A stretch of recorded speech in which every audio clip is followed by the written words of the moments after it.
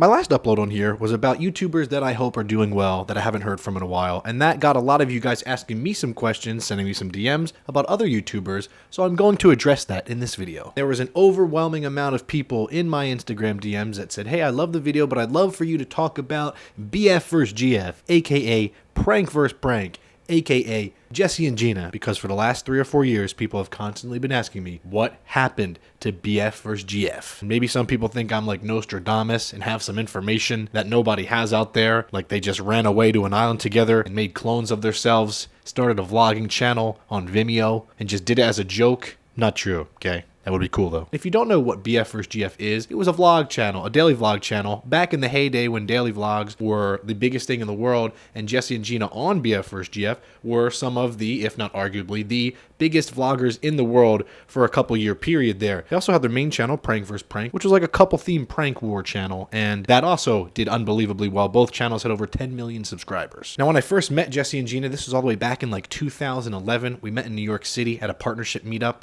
Back when that was a big deal. We felt very cool about it. We got YouTube shirts. Thought about selling them on eBay afterwards, but wasn't enough profit. And at the time, we lived near each other in Cherry Hill, New Jersey. Shout out to anybody that knows anything about South Jersey, because that's rare. We started talking. We started hanging. PrankVsPrank was the only channel at the time that they had. For Skits and Giggles was my channel at the time when it did parodies. We had about 70,000 subscribers each. And we started becoming friends. Things evolved. We started hanging out, talking YouTube more. They made the BFvsGF channel. I started coming in the videos and vlogging and being a little character with my long hair. Looked like I had a coconut resting on my head, or like a robin just built a bird's nest and just decided to use my brain for it. And before I even had time to realize it, that channel for them took off, which then made my channel take off, and everywhere I went for a long period of time, somebody was stopping me about their videos, like, hey, Ryan, I love you in the BFvsGF videos, or hey, aren't you that guy that gets punched in the nuts by Jesse and Gina? And then out of nowhere, dudes would come up to me and be like, what's up, Ryan? You and Jesse my dogs, bro. I had a lot of guys say that I was their dogs, and you know what? It made me feel cool. Made me feel like I was part of the pack.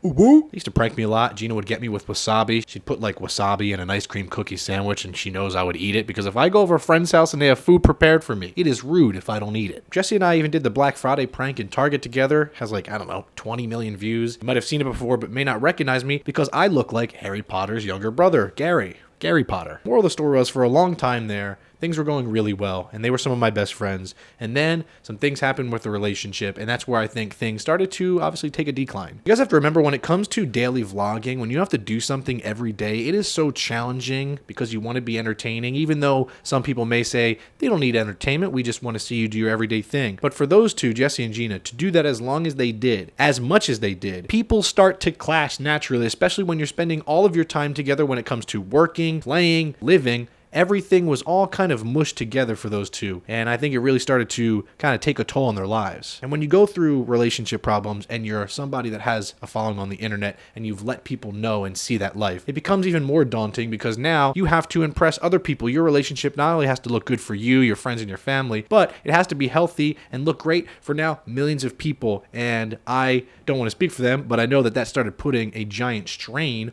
on what they were doing in the vlogs and the videos, and I was trying my best to mediate and just give some advice. And then unfortunately Jesse lost his mother, and that was obviously a giant life change for him. Things started to really just kind of go haywire for a bit, and the two of them broke up. And every time someone would ask me about it, I would feel sad, or I'd feel bad. So I can't imagine how it felt for them two going through a public breakup. And I also can't imagine how it felt for the months and years after, because after you break up with somebody, you kind of just want it to go away. Some people block people, they do all these things, they delete memories, but you can't do that when a billion people have watched your videos and seen you together. So I think that they just both needed almost a detox away from not just each other, but the internet and the whole social media world as a whole. I've kept up with them pretty well. I talked to Jesse almost every month, hung out with him a couple times in the last year. We both live in Los Angeles, California now, and I know that Gina is in New York City, and I haven't seen her in a bit, but I also do keep up with her, and we do keep in touch. So we're still friends. Everything is good. There is no giant thing that happened. There's no crazy scandals or all this stuff that people might presume. Sometimes life happens, and people break up,